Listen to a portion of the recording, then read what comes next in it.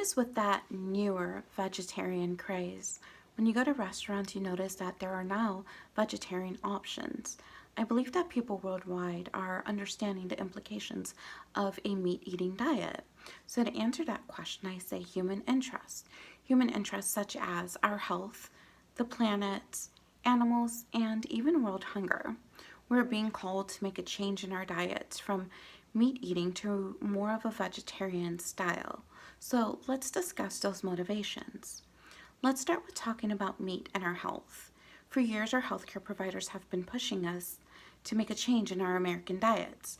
They're telling us to eat more leafy greens, eat more fiber, drink more water, and eat less red meats. The first few recommendations are easily adhered to by people. They run to the grocery store and buy products such as Fiber One and look for flavored bottled water. We as a nation are choosing incorrectly. Instead of buying highly priced synthetic health, we should be looking into a more holistic approach, such as natural foods. Foods such as fruits, vegetables, legumes, whole grains.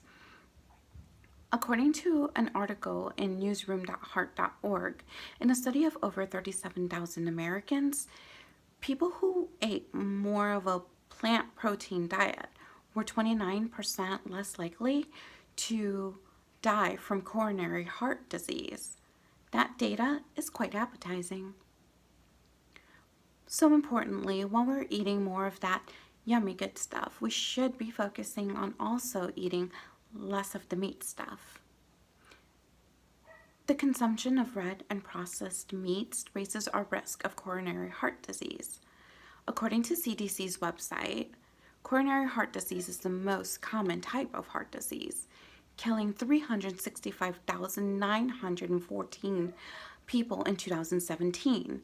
About 18.2 million adults 20 and older have CAD, coronary artery disease. About 2 in 10 deaths that happen from CAD occur in adults less than 65 years old. That is probably within the age range of most of us watching this video. The high amount of saturated fats in red meats are a known linked to heart disease. So if eating meat makes one's heart unhealthy, and exchanging animal protein to a plant protein diet is a recommendation, then it is logical to believe that we should all be eating a vegetarian diet in order to be healthier. Are you tempted yet? Now that I've touched on the health aspect of becoming a vegetarian, I'd like to focus on meat consumption and its effects on our environment. Do you know how producing meat affects our planet?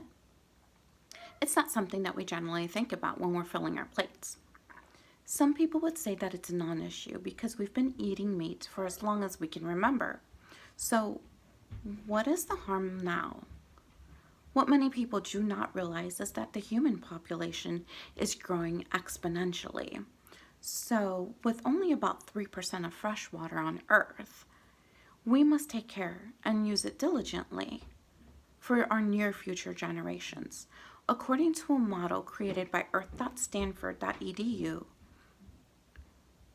they have estimated that by decreasing meat consumption by a fourth and changing animal protein to plant protein by a fourth, it would result in a 40% less carbon dioxide emissions from food production related sources, which would be equivalent to about 8% greenhouse gas emissions reduction originally pledged by the United States in the Paris Climate Agreement. That shift would equate to a 10% decrease in water consumption. That's about 3.1 trillion gallons relative to our current consumption. If the protein shifts were bigger, they say the impact would be even larger. In addition to saving fresh water by eating less animals, we can open up a lot of land use for meat mass production. Breeding and raising animals for our consumption takes up a lot of land. As our population grows, so does the need or or should I say the desire for meat and meat products.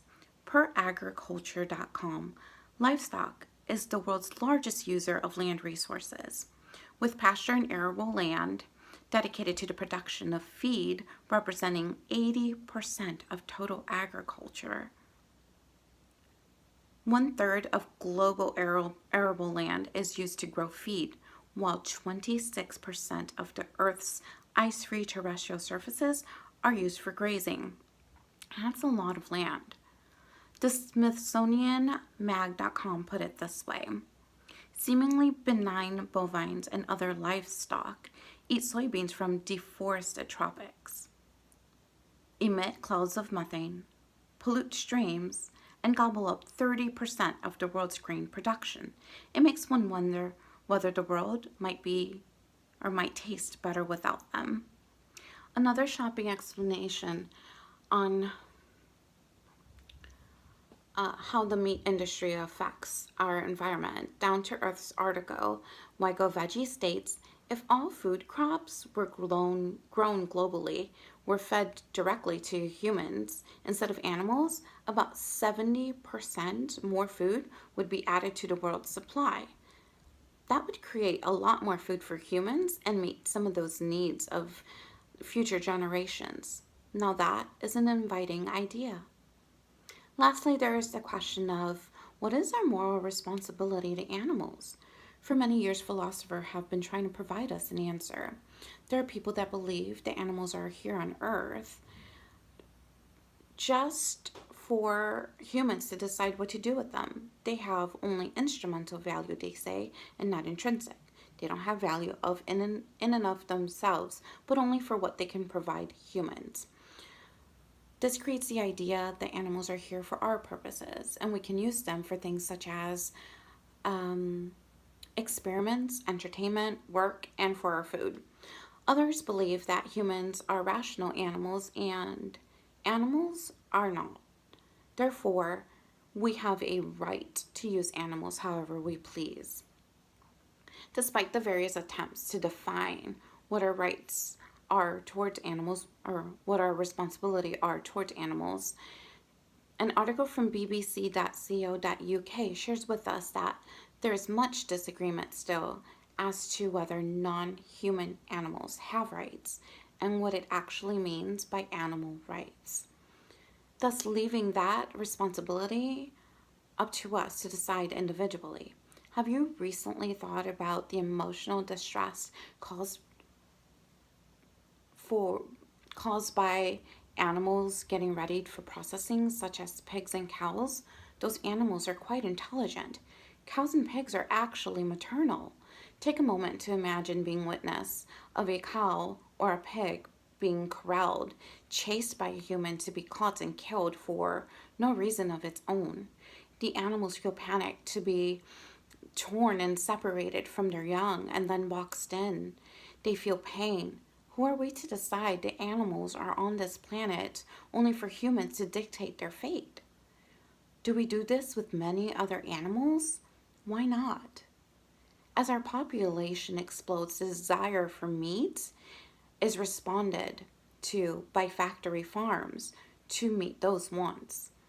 In an article by Food is Power, it states, most consumers do not realize that approximately 99% of animal products consumed in the United States come from animals raised in factory farms.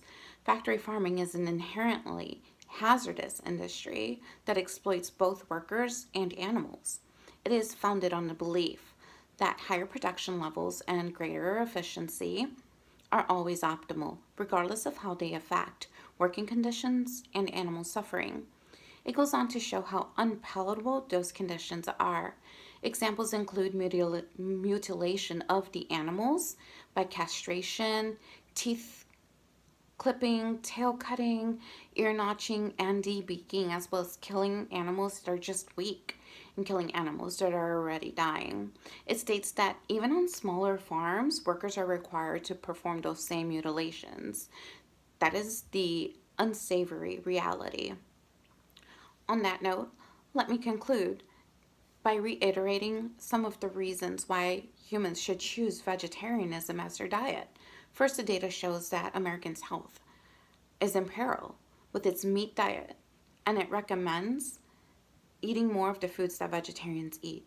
Second, we could free up a large amount of our natural resources, such as water and land, to feed growing populations and for those to come.